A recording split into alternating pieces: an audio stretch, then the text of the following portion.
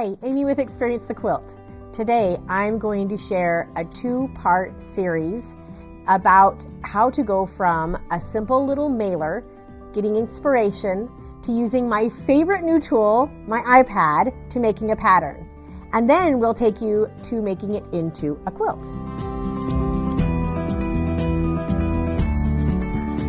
Welcome to Experience the Quilt. We are a long-arm quilting business based in the Boise, Idaho area.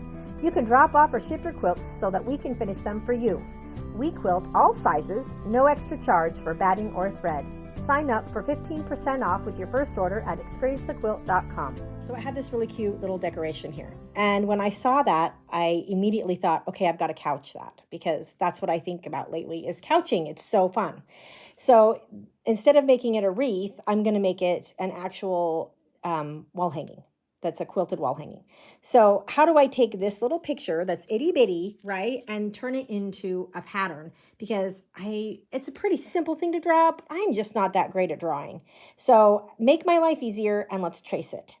So once again, I'm going to take you to my favorite app called iArtBook. I'm on my iPad and I'm going to select iArtBook, which is the app that I have found the easiest to use so far.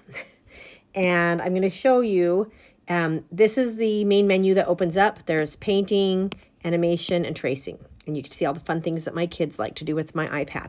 So I select tracing, and I'm going to show you, this is the picture I took. So I took a picture with my iPad of that flyer, the Joanne flyer of what I wanted. And then I edited it so it was really big. So this looks really fuzzy because it was a really tiny little picture in the flyer. But that doesn't matter. We just need some outside lines to trace.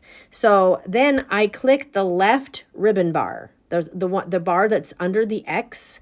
I click on that and the tracing paper pops up. So this is what I've already traced. But I literally, I take black, I choose the pencil icon here, and I choose line with delay. You can choose whatever one you want. You could choose ink pen, and that would work great too. And that's a really good one. And I make sure that it's black because it doesn't have to be, but I traced with black. You can choose any color you want. If you want to change the color, you just select underneath the paintbrush. There's a little black circle, and you can choose your colors there. I choose black. And then, excuse me, I have to go back to the tracing. This is also where you can change. Oh, I'll take that back off. Here's the picture again. This is a little box so you can make the tracing line thicker or smaller. Okay, do you see that? I just run it up and down with holding it with my pen. So clicking that ribbon again, my tracing paper comes up and I traced the bunny and the wreath. Super easy. Now I just need to get that back to my phone so that I can project it onto the projector because okay, so now I've sent the picture from my iPad to my iPhone, and it is now, you can see on the phone. I have a cord. It's an HDMI cord that came with my projector, and I had to get an adapter since my phone doesn't have an HDMI outlet, and neither will your phone. So get an adapter and grab a grandkid or a daughter or son that can help you out if you don't know what to find. I had my husband help me get mine. They're on Amazon and all over. But it fits right in my phone. That way this picture will now project onto my paper to make it larger. This is my way of skipping the copier. If you want to send the pattern to a copier place, you can totally do it that way too. I'm an impatient person. I want to just get it done now. So I do it myself, and it's a lot cheaper. I did have to initially buy a projector. I got a little cheap one from Amazon. It was like $40. It's very pixelated and it works best in the dark. So we're going to turn the lights out and show you how I do that. Okay, so now the lights are out because I want you to be able to see the pattern really clearly now that it's up here. I am going to take my pencil and just trace the black lines, and it's really fast and easy. And I also moved my projector forward and back till it's the right size of the that I want for my quilt. So with all of these flowers, I know that I'm going to be fussy cutting out of fabric, so I don't need to trace all of them. So I'm kind of just doing a little bumpy line to give me a general idea of where to do my wreath. where to put my flowers for my wreath. When I have a piece like this ear that's going to be under, it's overlapping the wreath, but it's under it, I want to make sure that I cut that larger than my wreath. This fabric needs to be larger than my wreath so you don't see the seam. So I'm going to go longer into the wreath, but I'm going to do a dashed line across so I know that's not going to be seen. So it doesn't really matter how straight it is or whatever, because it's not going to be seen. And then I'm going to draw my little tail and my little bunny butt and my cute little feet. And it's just a really quick little, if you want to be more precise, you can be so precise. This pattern is not going to be precise. I'm going to be couching over all of it, covering it with fabric. So I'm just kind of giving myself a general outline. So I'm going to trace it out with a fabric marker once my background is laid over top of this, and I'll show you how I did that.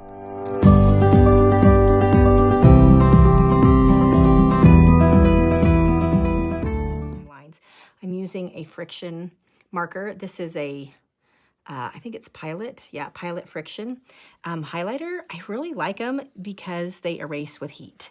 So they're kind of nice to just do a quick draw. And I'm really not caring too much about this because I already have my ears traced. So I'm kind of just marking where I want them to be. I'm letting this be like a guide. So I'm really just doing a quick little guide so I know where to put my flowers and I know how big I want my wreath, and then we'll be ready to go. So here's the top of my tail, my cute little bunny butt. So I'm really just, you know, doing this fast because I don't need it on here because I'm going to put my, I traced out the ears and the little bunny bottom with my light box. And I've already put Misty Fuse, which is a fusible adhesive, on the back of my fabric. So you can use any fusible adhesive you want. I like Misty Fuse. It's just really light. It quilts nicely. I have lots of reasons on other videos you can check out on why I use Misty Fuse, but any fusible webbing will work. So I'm going to grab my scissors and cut out, oh, I'm losing my fabric on the floor. So I'm just gonna do a quick cut along the line on my ear.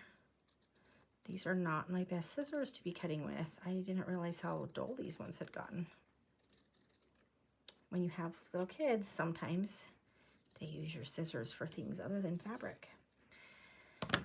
Okay, and I marked with an R, so that is my right. And I also made little dashed marks showing that that is what's going to be overlapped with the flowers, because you don't want to go right edge to edge. You want your flowers to overlap those cute little ears like it's behind the wreath, right? So that is why I did that. Make those little I do a dash line to remind me that it's something that goes over or under something, instead of, that way I can remember that it's an overlap. And I really just did like a 1/4 inch more. It wasn't much. And now there's my left ear, and I know right where to set it because I traced it onto my pattern. And then we have our little bunny bottom.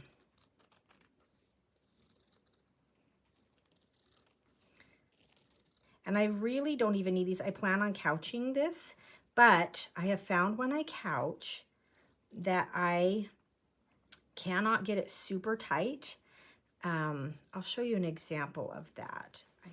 This is a turtle shell that I couched, and it's really cute, right? Really tight, but you can see here, there's some little spots that show the fabric through. If I had done this on a blue fabric or a green fabric, you wouldn't have cared, right? But that white just stands out. So I don't want to couch on my yellow. I want to couch on white because I'm going to couch with white yarn. And that's one reason I am doing my little, I'm cutting this out extra. Normally you could just couch right here on this fabric, but I found after doing my turtle that I didn't want those. You could go in with paint and paint in those little spots, but I figure it'd be faster and easier to just cut out in the fabric that I'm using, a background fabric basically, so it doesn't show the yellow through, if that makes sense. So I'm almost done with this. And it doesn't have to be super specific either, because like I said, I am going to be putting some fluffy yarn over top. I haven't decided if I'm doing chenille or if I'm going to try a different one. I have some fur.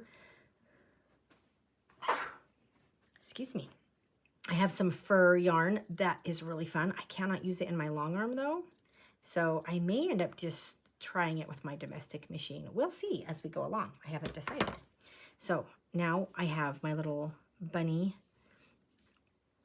bottom ready to go on there, and then I know where my flowers need to go. So I need to press this, and then we'll come back and work on the flowers.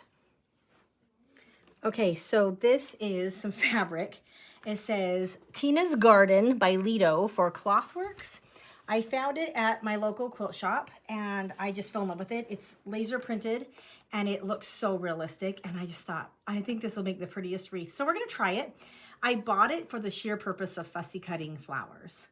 Part of this, it might be a problem, like you can see, let's see if I can show you better. This flower here, it doesn't have the whole flower. So I'm gonna need to make sure that if I cut this out, I either place another flower over top or I just cut it out along with this flower. So I could probably cut, this is a really definite line. So I could cut that and have it be on the edge of our wreath and then make sure these other ones come inward.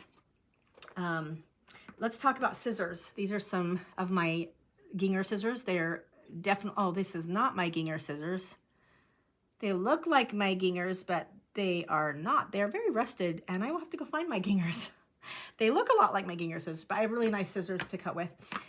These I really love. These are from Olfa, and they're called multi-purpose scissors. I don't even know if there's another name for them, but I got them from a quilt shop many years ago. But I don't know if you can see very well, but they have a serrated edge, just a teeny tiny one. So sometimes when I'm cutting like fancy slick things, it just cuts really nice. So I brought these over because I like them when I'm cutting, sometimes when I'm fussy cutting. I also have these really nice ones, and I don't know if they have a name, but I got them at a quilt show. And I didn't have any little scissors at the quilt show, and I was taking a class that I needed to cut out lots of teeny tiny pieces. So these fine tips are great for getting into details. So I like having different size scissors for different reasons. So anyway, I'm going to start out by cutting out that flower that I showed you, and I'll see if I can do this in the camera. Okay, so first I took my half yard of fabric, that is all the flowers that I wanted to fussy cut. I laid it right side down on my ironing board, and I put my Misty Fuse, which is my fusible of choice, over top of that whole half yard. I cut it to the half yard, and then I used a pressing sheet and I pressed it. So the whole half yard is covered in a fusible webbing so that I can cut out whatever flowers I want. I love Misty Fuse for this reason, that after 15 minutes, it's not tacky at all. So I can fold it and layer it in with other fabrics to store it and use it later. Fussy cutting is great to do while you're sitting and watching TV, watching my YouTube channel, listening to a book. There are some shadows in this laser printed fabric, and that is totally fine. You can leave them so it gives it some depth, or you can cut them out. I did a little bit of both. I cut out the edges really nice and sharp, but I left more of the shadows on the inside of the wreath. And I will show you that once we're done. So I just want to show you how this will look. So I'm going to make sure that I put those flowers out on the edge. Oh, won't that be gorgeous? So fun. So now I need to cut out some smaller flowers to kind of overlap on these edges here.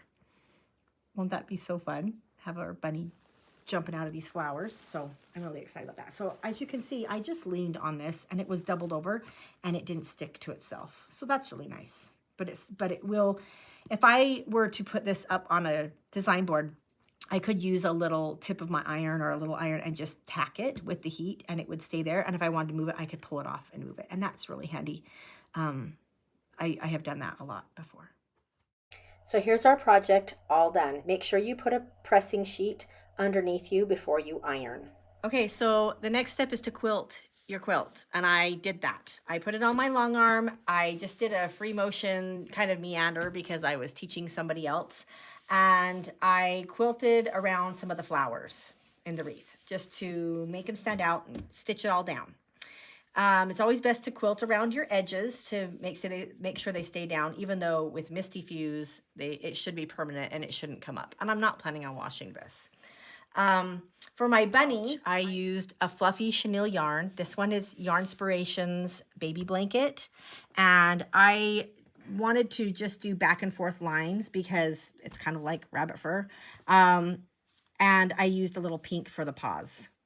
The ears, I did just back and forth long strokes back and forth, and I think it turned out really cute, and it's so fun to touch.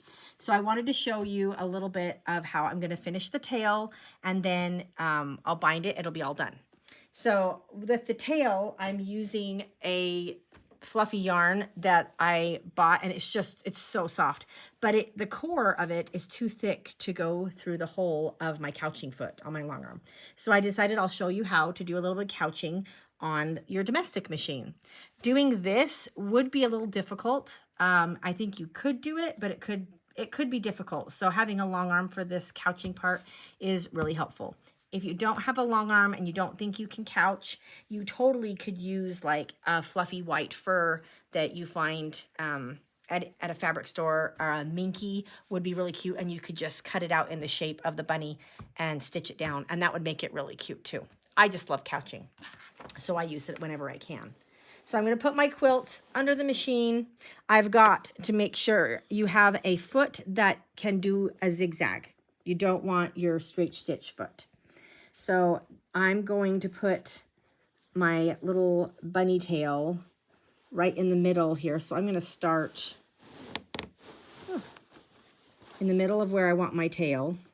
I'm placing that yarn. I'm going the wrong direction. I want to place the end of my yarn right about the middle. This is so fluffy, it's hard to tell where the metal is. I'm going to set my machine to a zigzag. It can be wide and spread apart. So I'm going to spread it to about a 4.5, so 4.5 long, and the width is 4.2. We're going to try that out and see if we like that.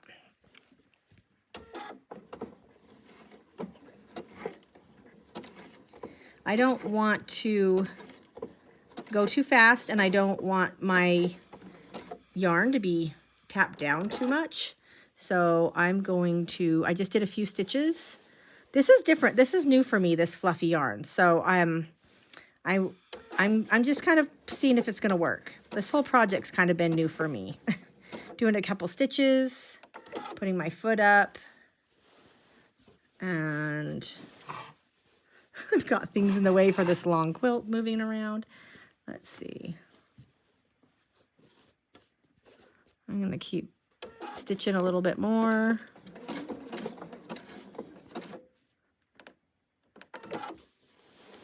I'm going to turn, I'm just kind of twisting that tail around itself.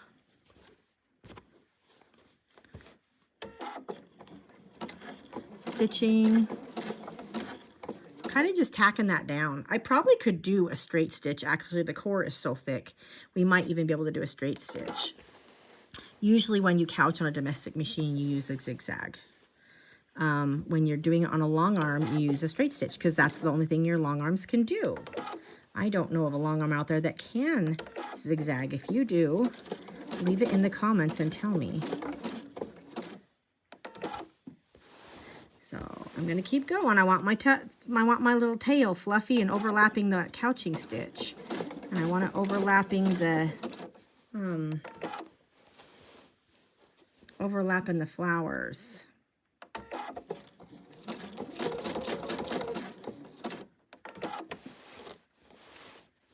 It's kind of all over the place. I don't know if I love the way this zigzag is working out. Maybe we'll switch it to a straight stitch and see what happens. Because the core of this yarn is just so thick.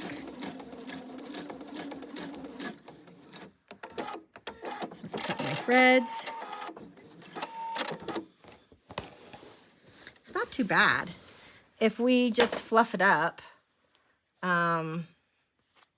don't know. I might go around one more time to make it super fluffy. So maybe I'll just put it back on there because I want this tail to just be a really cute, big fluffy tail. So if I put it back on, not hard, I'll just leave my straight stitch. I'm going to see if we can just keep it fluffy, because that's the only hard thing with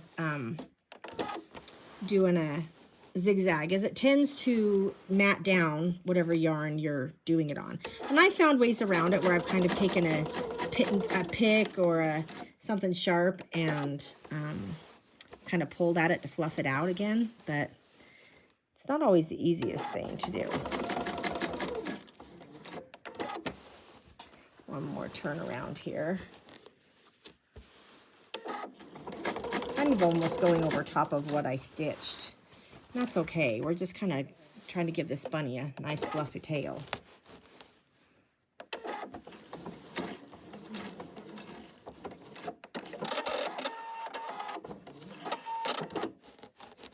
Oh, now we're kind of tight in there. I think that looks pretty good. We cut the end off that we didn't use. Oh, that scissors are horrible. I don't know why I have those over here. Grab some better scissors. Look at that. Nice big, you just rub it with your fingers and fluff it up, and you've got a nice big fluffy tail on your bunny, and you're all done. Always make sure your bobbin thread matches. I forgot and left my green. And look at that nice little mess that we have on the back of the quilt. Good thing it's going to hang on a wall. So I wanted to bind this quilt, but not in a traditional way. I love choosing yarns and fun things that will accent the quilt, and I just choose to couch it or zigzag it along the edge. And this is what I'm doing here, is just found some fun yarn I had in my stash that I really thought brought the color of the wreath out to the edge of the quilt and finished it really nicely. So I really hope you enjoyed doing this quick little project with me today. You can see that you can find inspiration from anywhere. Found it in a Joanne mailer, and it was really fun. This whole project took me about a day to do, from design to finished. It really didn't take very long. So this is something you can do. And if you're interested in learning more about couching, check out the video I have on how to couch gnome beards. It's a lot of fun too.